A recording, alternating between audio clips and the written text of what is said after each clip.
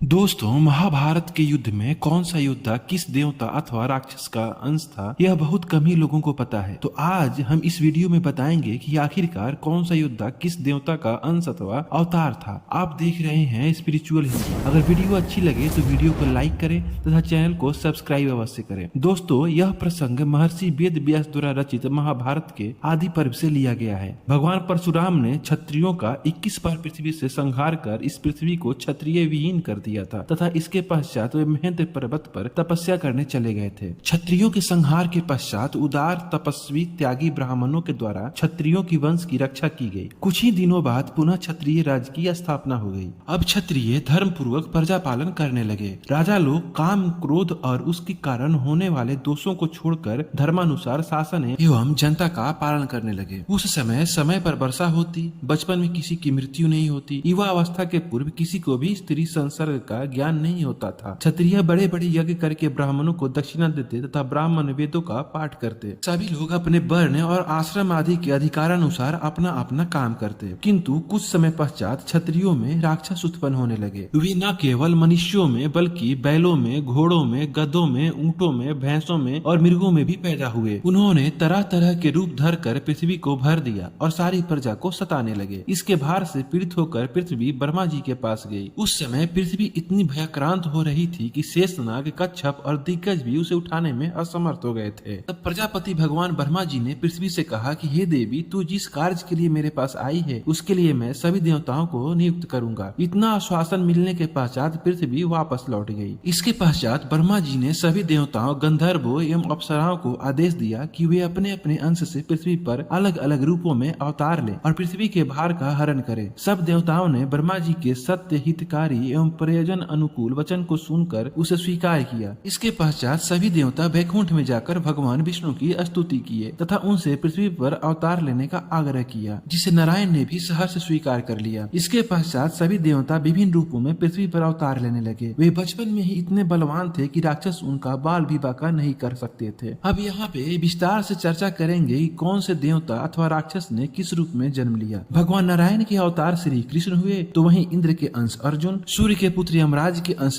धर्मराज युधिष्ठिर, पवन देव के अंश भीम और अश्विनी कुमार के अंश से नकुल एवं सहदेव का जन्म हुआ। वही भीष्म पितामह और उनके 8 भाई जो गंगा के पुत्र के रूप में जन्म लिए वो 8 वसु थे, जिसमें भीष्म 8वें वसु थे। हमारे ग्रंथों में जो 33 कोटि अर्थात 33 प्रकार के देवताओं का जिक्र है, उन्हीं 33 प्रकार में से 8 वसु होते हैं। दानवराज विप्रचिति, जरासंध तथा हिरण्यकश्यपु शिशुपाल हुआ था। हिरण्यकश्यपु के 4 पुत्रों क्रमशः सहलाद, शल्य हुआ तथा अनुहलाद धृष्टकेतु हुआ। शिवी दैत्य द्रुम राजा के रूप में तथा वास्कल भागदत्त हुआ। कालनेमी दैत्य ने कंस का रूप धारण किया। भारद्वाज मुनि के यहाँ बृहस्पति के अंश से द्रोणाचार्य का जन्म हुआ। द्रोणाचार्य के यहाँ महादेव, यम, काल और क्रोध के सम्मिलित अंश से भयंकर अश्वत्थामा का जन्म हुआ। रुद्र के एक गण ने कृपाचार्य के रूप में जन्म लिया तो वहीं द्वापर युग के अंश से शकुनी का जन्म हुआ। मरुदगण के अंश से वीरवर सात्यकी, राजर्षि द्रुपद, कृतवर्मा और विराट का जन्म हुआ था। अरिष्ठा का पुत्र हंस नामक गंधर्व राजा धृतराष्ट्र के रूप में पैदा हुआ था और उसका छोटा भाई पांडु के रूप में। सूर्य के अंश धर्म ही विदुर के नाम से प्रसिद्ध हुए। कुरुकुल कलंक दुरात्मा दुर्योधन कलयुग के अंश से उत्पन्न हुआ था। पुलस्त्य वंश के राक्षसों ने दुर्योधन के 100 भाइयों के रूप में जन्म लिया था। तो वहीं चंद्रमा का पुत्र वर्चा अभिमन्यु हुआ था। वर्चा के जन्म के समय चंद्रमा ने देवताओं से कहा था कि मैं अपने प्राण प्यारे पुत्र को नहीं भेजना चाहता, फिर भी इस काम से पीछे हटना भी उचित नहीं जान पड़ता है। इसीलिए वर्चा मनुष्य बनेगा तो सही, किंतु वहाँ अधिक दिनों तक नहीं रहेगा। मेरा पुत्र अर्जुन का पुत्र होगा। नर नारायण के अनुपस्थिति में मेरा पुत्र घमासान युद्ध करेगा और बड़े बड़े महारथियों को पराजित करेगा। दिन भर के युद्ध करने के पश्चात सायंकाल वो मुझसे आ मिलेगा। इसके पत्नी से जो पुत्र उत्पन्न होगा वही कुरुकुल वंशधर होगा। सभी देवताओं ने चंद्रमा की इस युक्ति का अनुमोदन किया। इसके अलावा अग्नि के कुंड से धृष्टद्युम्न और एक राक्षस के अंश से श्रीखंडनी का जन्म हुआ था। कर्ण भगवान सूर्य देव का अंश था। बलराम जी शेषनाग के अंश थे तो वहीं संतन कुमार जी प्रद्युम्न के रूप में अवतरित हुए थे। इंद्र के आज्ञा अनुसार अप्सराओं के अंश से 16,000 स्त्रियां उत्पन्न हुई थी। राजा भीष्म की पुत्री रुक्मणी के रूप में लक्ष्मी जी और द्रुपद के यहाँ यज्ञ कुंड से द्रौपदी के रूप में इंद्राणी उत्पन्न हुई थी। कुंती और माद्री के रूप में सिद्धि और धृतिका का जन्म हुआ था। मति का जन्म राजा सुबल की पुत्री गंधारी के रूप में हुआ था। इस प्रकार देवता,